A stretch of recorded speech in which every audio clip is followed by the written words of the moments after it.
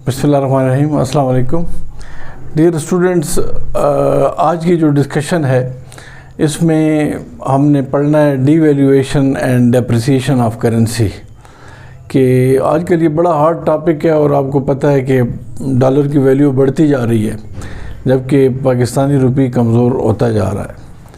तो इस कॉन्सेप्ट को चूँकि एक जनरल सा टॉपिक भी है तो उसको समझने से कम ये आइडिया हो जाएगा कि अगर करेंसी कमज़ोर पड़ती है होम करेंसी तो उसके क्या नुकसानात हो सकते हैं और बेसिकली डीवैल्यूएशन क्या होती है और डेप्रिसिएशन क्या होती है, डीवैल्यूएशन ऑफ करेंसी क्या होती है और depreciation of the value of currency क्या होती है।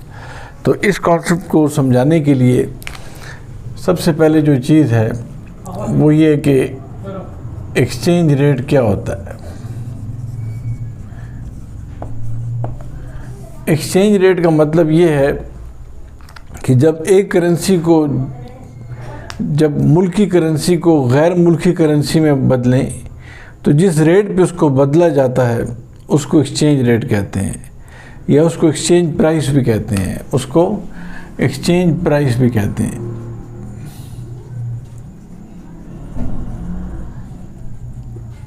एक्सचेंज प्राइस भी कहते हैं।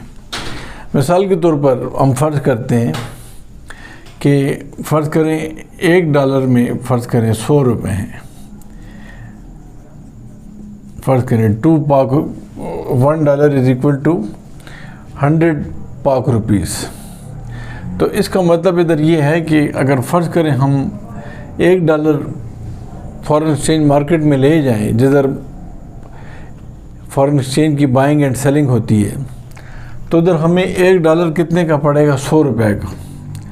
इसी तरह अगर हम $1000 अगर लेकर जाएं तो हमें कितने पैसे मिलेंगे, 1 लाख रुपए पाक रुपये।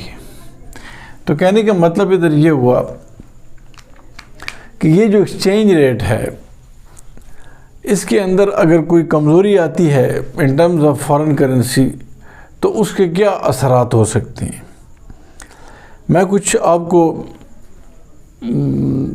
प्रीवियस जितने भी अदवार गुज़रे हैं उसमें मैं आपको जनरल मुशर्रफ के दौर की बात करूंगा कि उनके 10 इयर्स पीरियड में डॉलर का जो रेट था वो $1 60 रुपये का था। तकरीबन 10 इयर्स तक उन्होंने इस पर रखा, ऑफिशियल रेट रहा। तो ये जो $1 60 रुपये का था तो ये मतलब $1 60 रुपये पे कन्वर्टेबल था।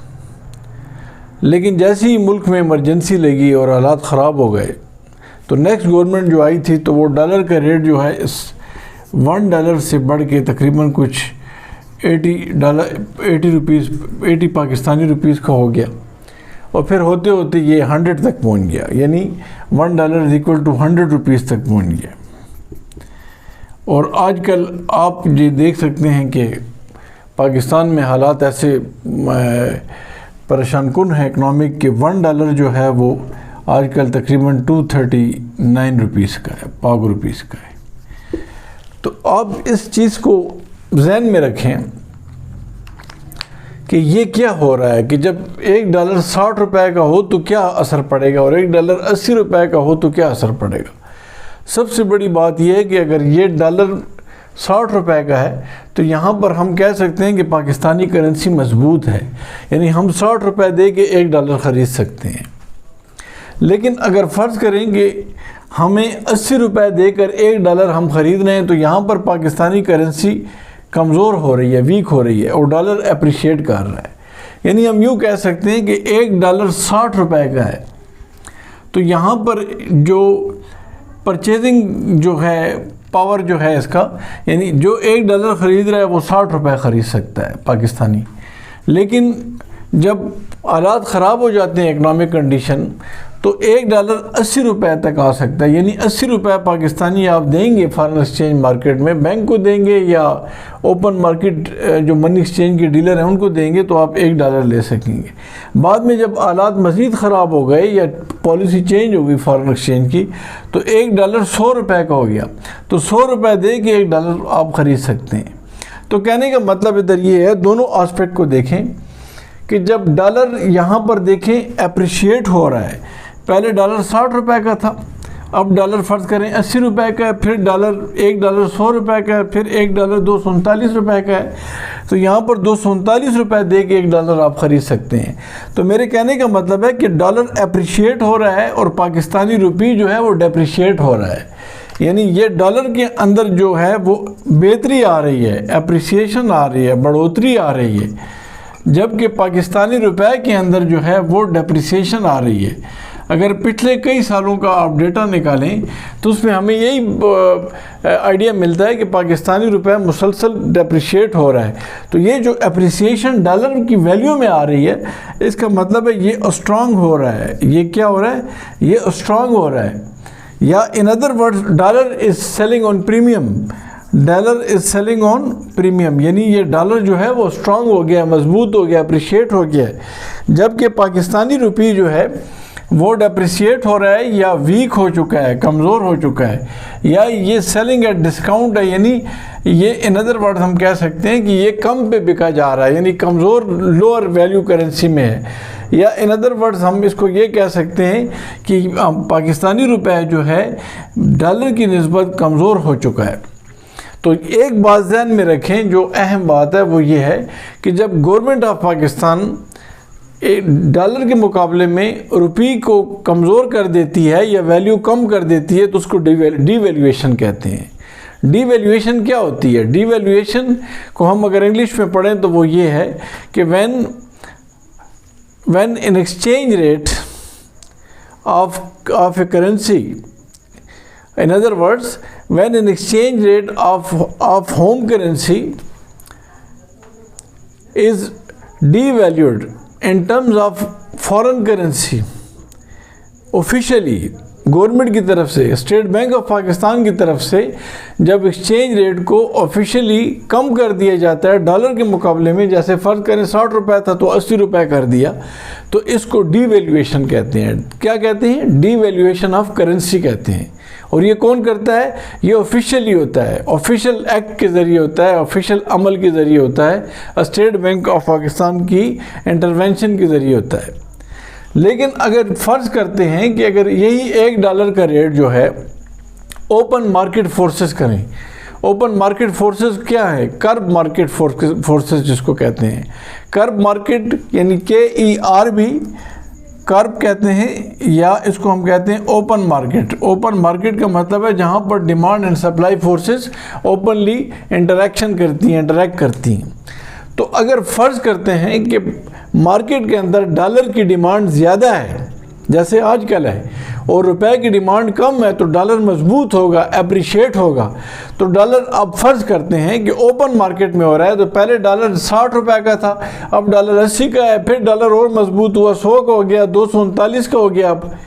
तो इसका मतलब है कि ये अगर एक्ट गवर्नमेंट की तरफ से नहीं हो रहा, बल्कि कहाँ से हो रहा है? ये ऑफिशियल स्टेट बैंक के थ्रू नहीं हो रहा, बल्कि ओपन मार्केट के अंदर जो फॉरेन एक्सचेंज मनी डीलर बैठे हुए हैं वहाँ पर डॉलर की डिमांड ज़्यादा हो रही है और रुपए की कम हो रही है, तो उसकी वजह से रुपए जो है वो कमज़ोर होता जाएगा।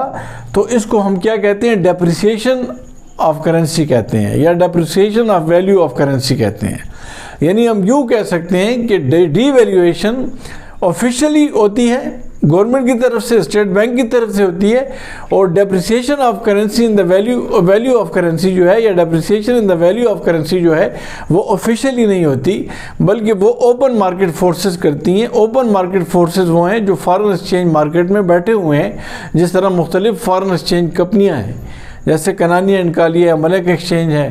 पेशावर में अगर हम ले लें तो चौक यादगार में बहुत से मनी डीलर ऐसे बैठे हैं। तो यहाँ पर मेरी बात ध्यान में रखें, वो ये है कि depreciation of the value of currency ये जो अनऑफिशियली होती है, जो ओपन मार्केट फोर्सेस या कर्ब KERB कर्ब मार्केट फोर्सेस करती हैं।